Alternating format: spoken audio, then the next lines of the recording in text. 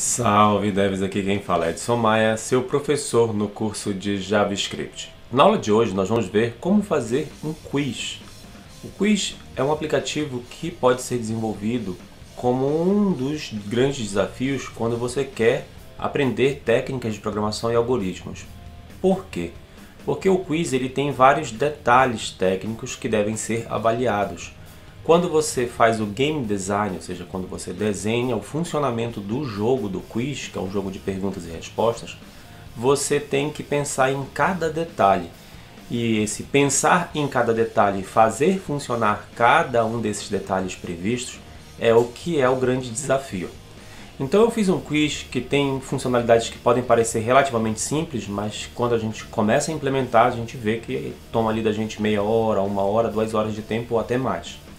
E principalmente se a gente encontra alguns bugs no processo, pode ser que você empaque um tempo, tenha que parar, tomar um café, tomar uma água, descansar, para depois voltar para o código.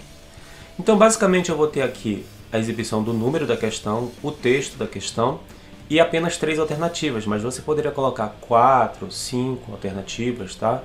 Sem problema.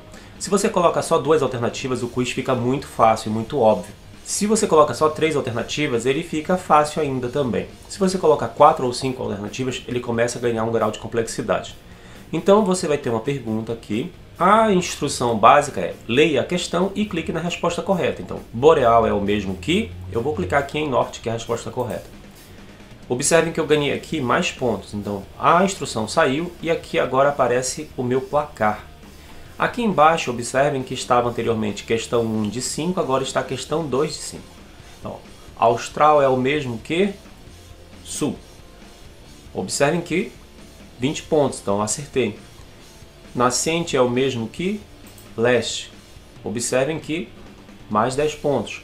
Poente é o mesmo que oeste. Observe, mais 10 pontos. O Brasil se localiza em qual continente? Eu sei que o continente é o continente americano, né? Não é África nem Europa, mas eu vou marcar aqui a Europa.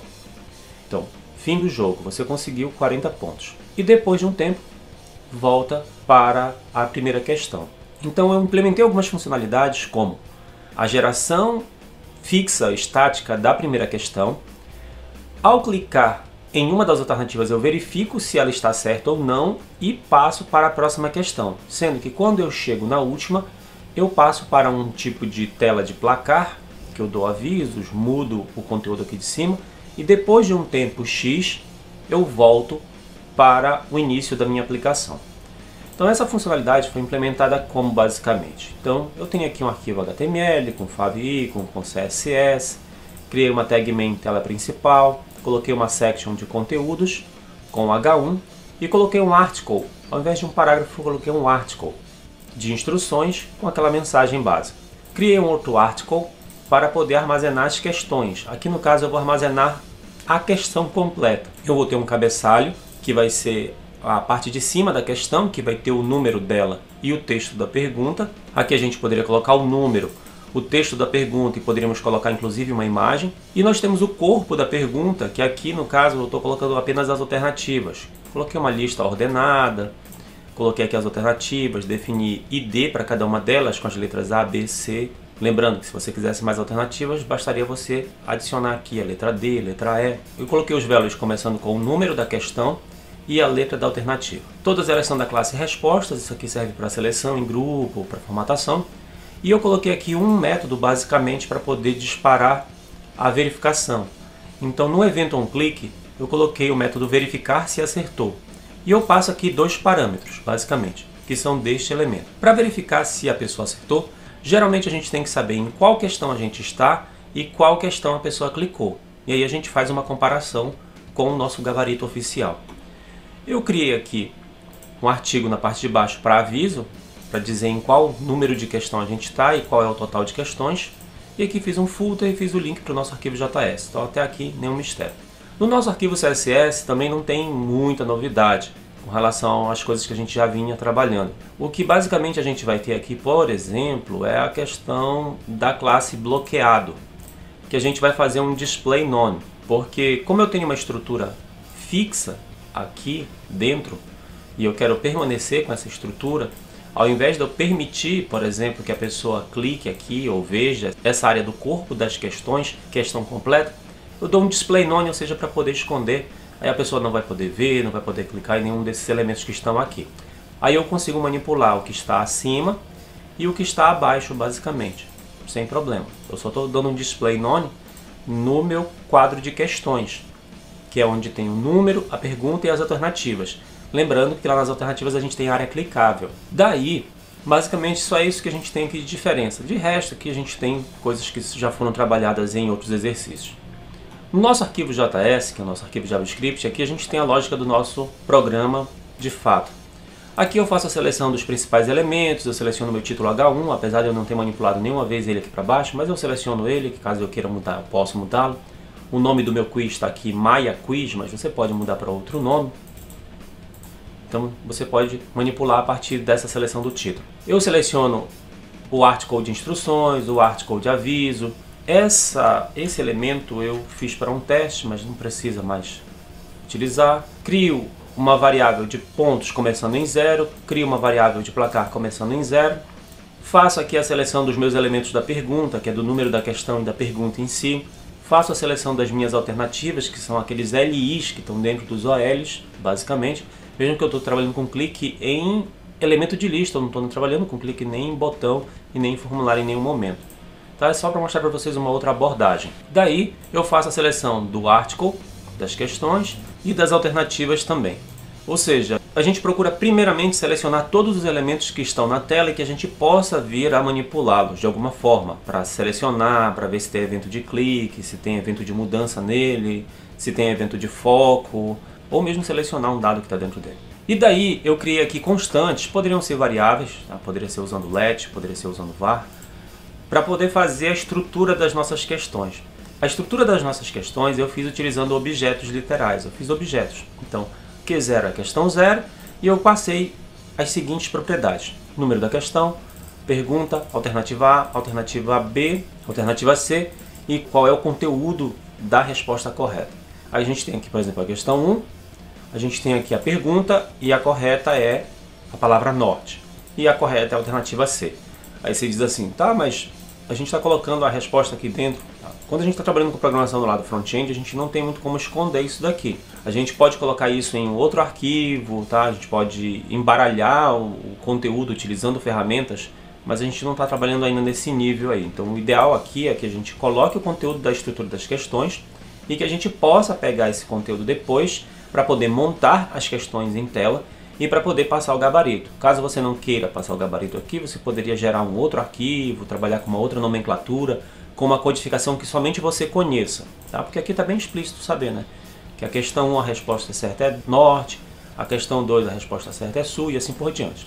Aí por que eu criei um objeto literal para cada um desses elementos? Porque mais para frente a gente vai ver que existe um recurso chamado JSON ou JSON, no qual a gente cria essas estruturas num formato de arquivo e a gente pode utilizar esse formato de arquivo em várias linguagens de programação, inclusive no JavaScript.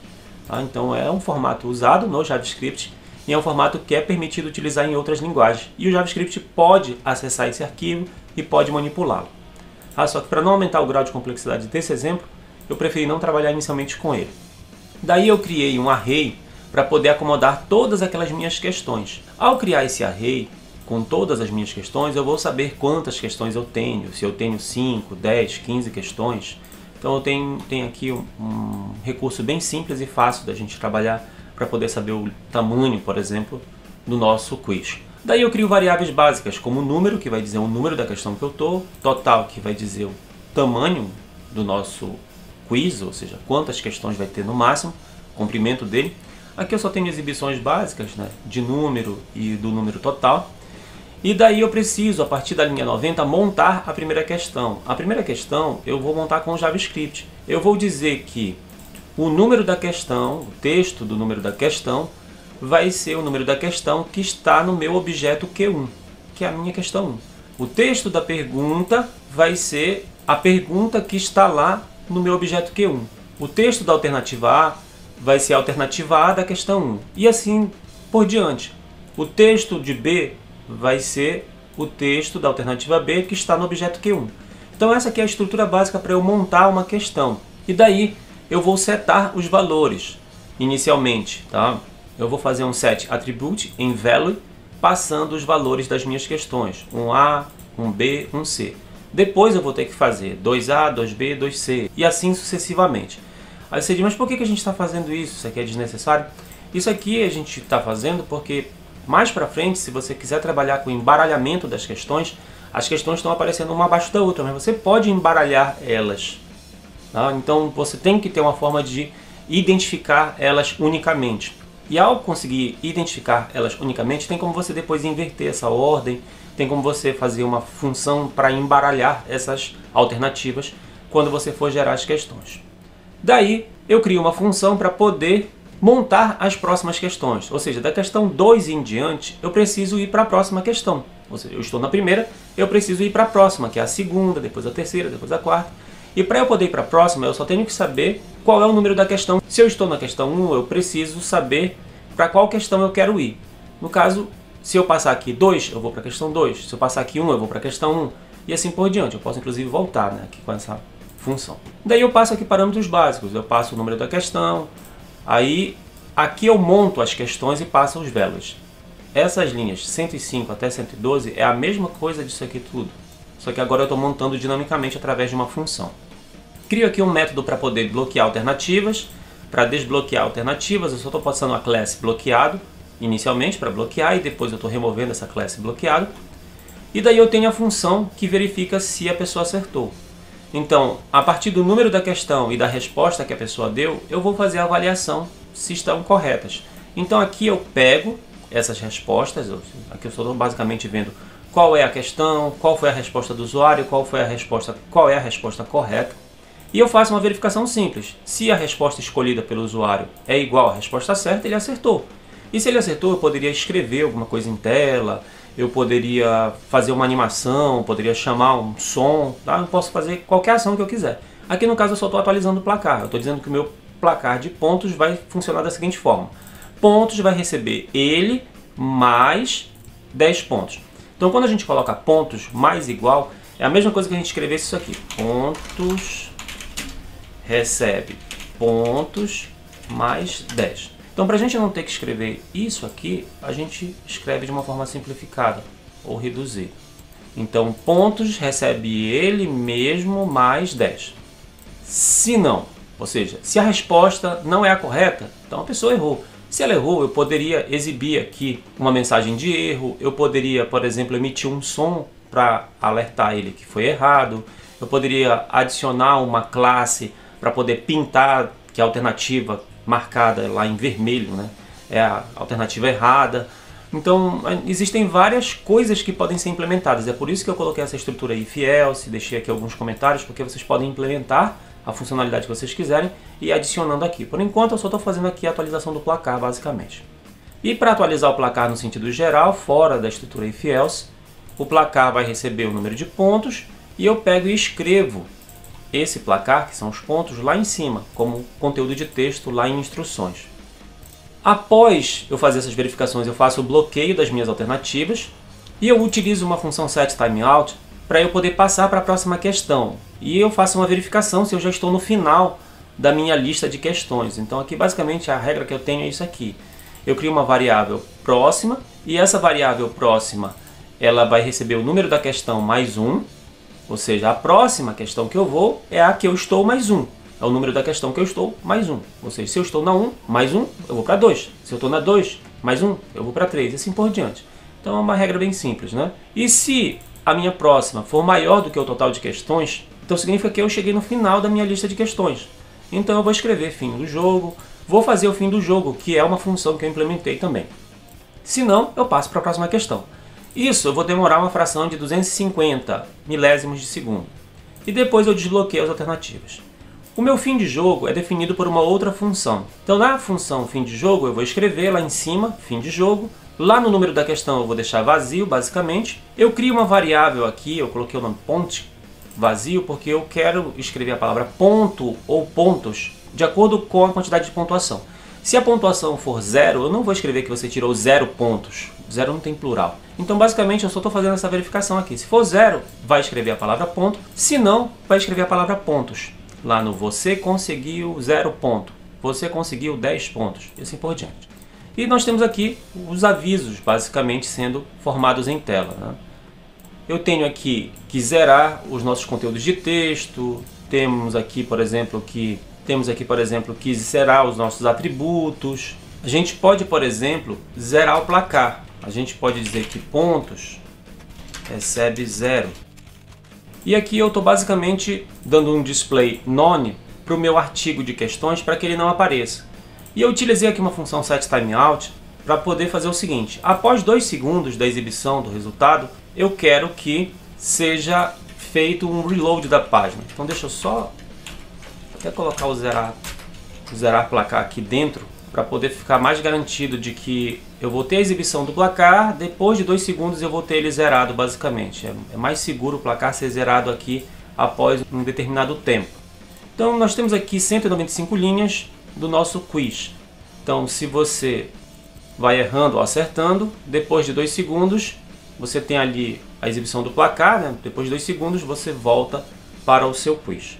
Então a aula de hoje basicamente vai ficando por aqui. Existem possibilidades de a gente fazer mais coisas no quiz, tá? Mas fica aí como dica para vocês. Caso não tenham dúvidas, basta comentar.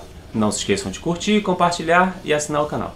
Salve devs, até a próxima!